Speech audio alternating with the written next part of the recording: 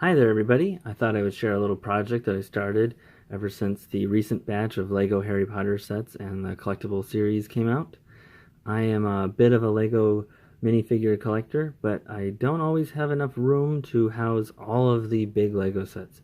So that Hogwarts castle, as enticing as it was, and its little sub-castle wall set, the Whomping Willow, all of that added up to just too much shelf space. That even bigger micro figure set was even more, quite interesting looking, but I just don't have room for it. So what I do is I set out to make these little smaller versions, and I end up using obviously a lot fewer parts, and I set it all on a little 16 by 16 plate. So what I've obviously done here is tried to make a smaller representation of Hogwarts' main hall, some of the towers, and took quite a few hints from the official LEGO sets.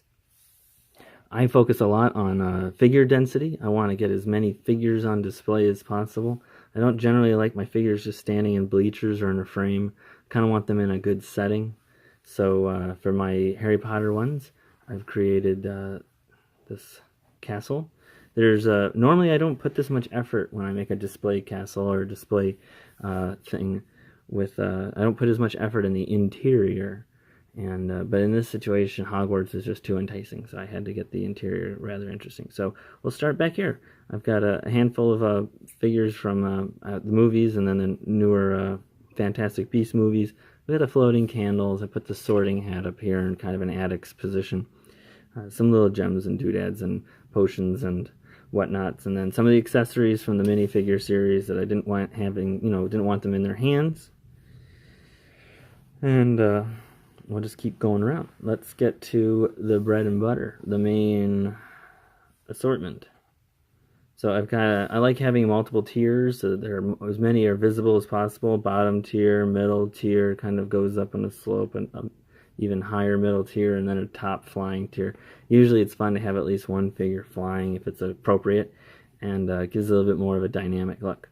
So let's get a little bit closer, and I'll show mainly some of the main areas. On the bottom here, we've got, obviously, I'm not going to necessarily need to name all the figures, but on the bottom here, we've got Hagrid and Dobby. I've opted to switch out the new collectible minifigure series Dobby for one of the older ones. I really just think that this one's head mold was a little bit more interesting. He's got the buggy eyes, he's got the molded lips, he's got the sculpted ears with a little bit more detail.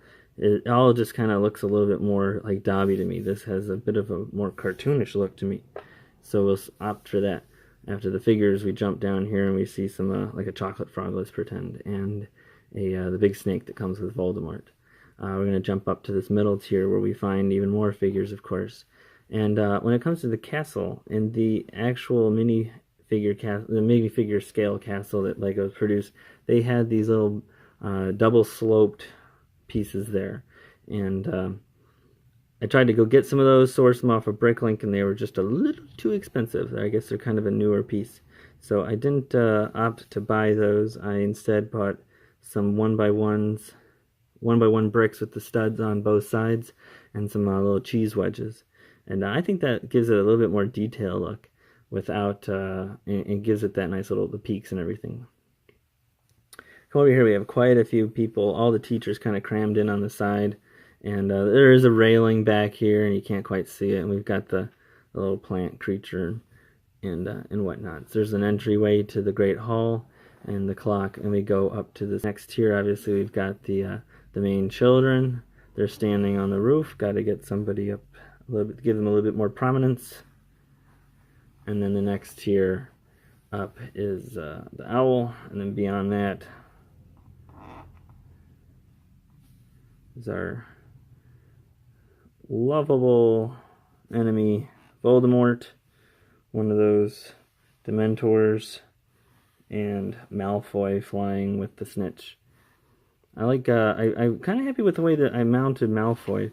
Here is a little bar coming off of a 1x2, so you can rotate this back and forth that way. That goes to a hook that has a bar receptacle, a bar with another clip on it, and then one of those clear pieces. So you can twist this guy, you can do that, you can tilt it, so you can really pose this flying position as much as you want. I've got the Dementor sitting on a simpler rig, you can kind of go this way or that way. And then I've got the Voldemort. Kind of gave him a bit of a smoky vapor trail look. Not exactly the perfect execution, but got it closer. So normally I make these little 16 by 16 displays, and I don't generally, it's mostly just a facade. I don't put as much emphasis on the interiors, but in this case, I did put some emphasis on, obviously I showed you guys the interior here, but I even put a little bit of space here underneath the rocks. I created a little bit of the giant wizard's chess area, and then even behind that you can see some of the floating keys. And then I needed some storage, so all of those figures came with 2 magic wands, and I just didn't have, I don't want to have them all floating around nowhere, anywhere, so I put them all inside this treasure box. That can, that slides in and out, and sits in there quite nicely, I think, and gives you a little bit of storage space too. So I like these. I think this archway piece really takes up some space. It's a big piece, but it gives you access in a kind of a neat look, more of a sewer look.